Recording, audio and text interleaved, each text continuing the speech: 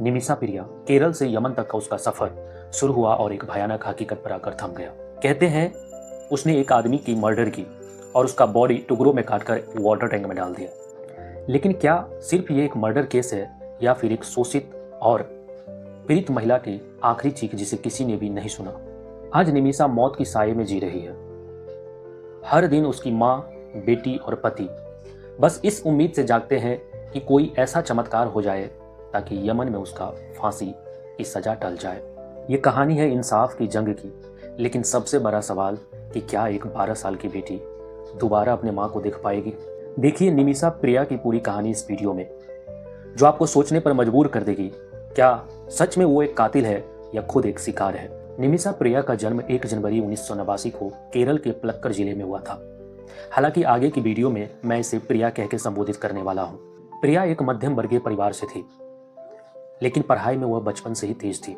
उनका नर्स बनने का सपना था और जिसे पूरा करने में उसे एक लोकल चर्च के द्वारा आर्थिक सहायता मिली, जिससे वो अपने नर्स का कोर्स पूरा कर सकी। हालांकि प्रिया कभी भी केरल में एज ए नर्स काम नहीं की थी, क्योंकि नर्स के कोर्स करते समय वह स्कूल की परीक्षा पास नहीं की थी और पढ़ाई ड्रॉप कर दी थी।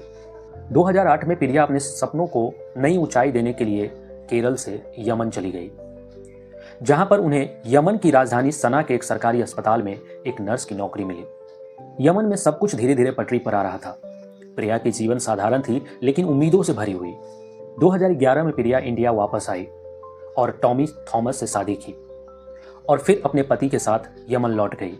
यमन में टॉमी को एक इलेक्ट्रीशियन के असिस्टेंट के रूप में नौकरी मिल गई, लेकिन कम सैलरी और बढ़ते खर्चों के बीच यमन में जिंदगी को संभालना मुश्किल हो रहा था।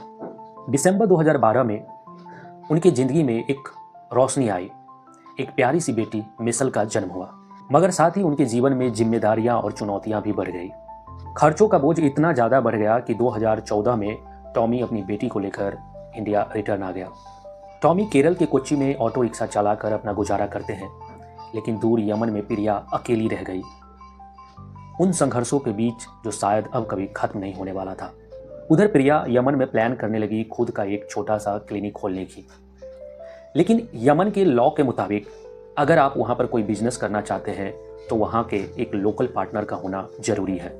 और यहीं से तलाल अब्दो महदी नाम के इस व्यक्ति का एंट्री इस कहानी में हुआ। महदी पास में ही एक कपड़ों की दुकान चलाता था। महदी और प्रिया पहली बार उस टाइम मिले थे जब महदी की पत्नी उसी क्लिनिक में अपना बच्चा जन्मी थी जहाँ प्रिया पहले काम करती थी, और यहीं से दोनों के बीच बातचीत होना शुरू हुआ था। जनवरी 2015 में जब प्रिया अपने बेटी की बैप्टिज्म के लिए इंडिया आई थी तो उसके साथ महदी भी आया था। प्रिया और उसके पति टॉमी थॉमस ने अपने रिलेटिव से पैसे उधार लेकर 50 लाख रुपए जुटाए, जिसे महदी और प्रिया लेकर बाद में यमन लौट गए, क्योंकि प्रिया को अपना एक क्लिनिक खोलना था। यमन पहुंचने के बाद उसी पैसों से प्रिया और महदी ने एक क्लिनिक खोला और जिसका नाम रखा अल अमन मेडिकल क्लिनिक। सब कुछ सही चल रहा था। उधर प्रिया ने यमन में पेपर वर्क करना भी शुरू कर दिया था ताकि उसके पति और बेटी भी आकर उनके साथ यमन में रहे। अब किसे पता था कि महदी और प्रिया का ये पार्टनरशिप एक दिन सबसे बड़ी त्रासदी बन जाएगी। और इन सब के बीच मार्च में यमन में गृह युद्ध छिड़ गया, जिसके कारण प्रिया के पति और बेटी का यमन आना संभव नहीं हो पाया। अब प्रिया और महदी के बीच प्रॉब्लम्स आने शुरू हो गए। प्रिया के अकॉर्डिंग महदी उसे डराया, धमकाया और कभी कभी खुद को उसका पति भी होने का दावा करता था। साथ ही प्रिया के पासपोर्ट और जो भी डॉक्यूमेंट्स थे वो सारे महदी ने इसे छीन लिया। यहाँ तक कि महदी ने प्रिया को इंडिया भी अपने रिलेटिव से बात करने से रोक दिया। हालांकि 2016 में प्रिया ने महदी की शिकायत पुलिस में की, लेकिन पुलिस ने उसकी कोई मदद नहीं की।